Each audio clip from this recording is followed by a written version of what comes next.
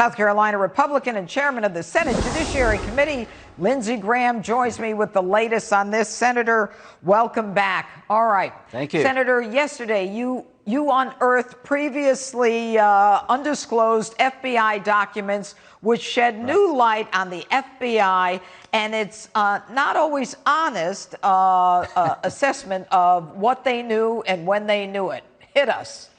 Well, number one, I want to thank Bill Barr for declassifying these documents so the American people can read them for themselves. So there's two documents. One is a 40-page memo written by an intel analyst and a case agent who interviewed the Russian subsource who prepared all the information for the Steele dossier, the guy who put the dossier together.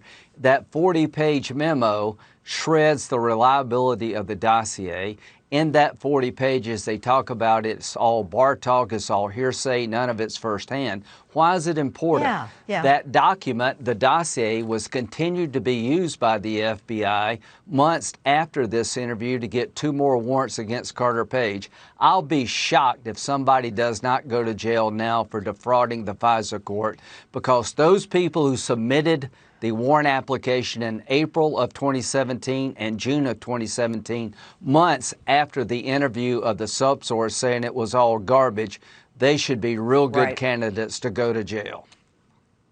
Right, real good candidates for previously uniform striped jumpsuits, which I hear are orange today, but whatever. Orange is a new black. Whatever. I'm not up on prison fashion. But that's right. The sad part is those subsequent warrants signed by the FISA court were, I believe, 6 months apart.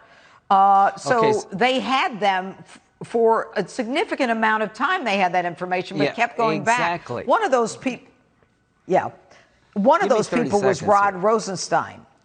Yeah, Rosenstein said he didn't know anything about it. But remember, the dossier was crucial to getting a warrant against Carter Page. McCabe said without the dossier, there'd be no warrant. And Horowitz, the IG, said it was the critical piece of information that allowed a warrant to be issued. In January of 2017, after 3 days of interviewing the Russian subsource who prepared the dossier, he shreds the reliability of it. A 40-page memo was written by the FBI intel analyst. And here's my question to the intel analyst and the case agent. Who did you tell about this stunning development? Who did you provide the memo to? Did you tell anybody above you, oh, by the way, the dossier is a bunch of garbage? And how could it be used in April and June, months after this interview? Because the people who did it months after this interview, if they knew it was unreliable, they will be going to jail. And I can't believe that the case agent and the intel analyst wrote a 40-page memo and never told anybody about it. Well, wasn't that their MO? And, you know, to this day, I can tell you that most of the viewers who are watching and listening right now are saying, okay, we knew it. We didn't know what you have unearthed, but that's more evidence. When are they going to jail?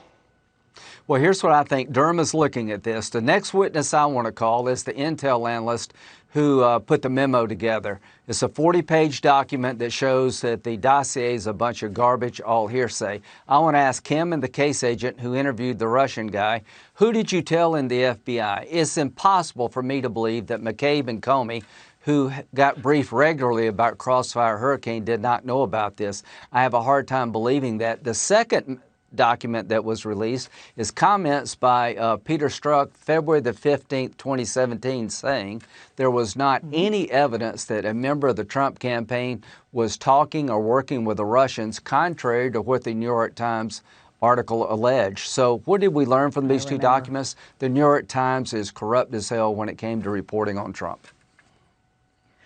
Just like that guy on the right. But anyway, I want to ask you something. The Wall Street Journal today talked about the fact that Christopher Wray is bringing in a new counsel, a general counsel for the FBI, a guy by the name of, I believe it's Jason Jones. And the only reference in the Wall Street Journal article is that this is Christopher Wray's a former partner from his old law firm. Well, we did a little research here, and we had a source who says not only is this guy that Christopher Wray, who I've always thought was in the deep state anyway, that this guy that they're bringing in is a partner with Rod Rosenstein in the firm of King and Spalding. And Rod Rosenstein, the guy we just talked about, who went and got warrants on totally unverified information that he knew was unverified. Now, Christopher Wray, head of the FBI, is bringing in another partner from Rod Rosenstein's firm and Sally Yates' firm that the Wall Street Journal didn't get and Christopher Wray didn't divulge. I mean, this is just more deep state. It's frustrating. Your reaction? Well, I'll get back with you. It's first I've heard about it. I will get back with you. You raise a lot of questions that need to be answered.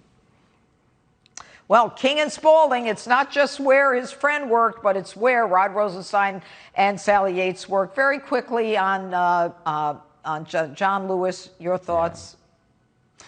Well, John was known for causing good trouble. That's what he described the civil rights movement, good trouble, peaceful protest, being hit in the head for a worthy cause.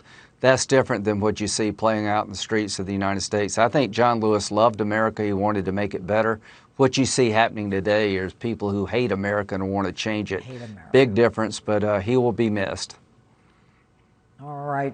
Senator Lindsey Graham, so good to have you on Justice. Thanks so much. Thank you.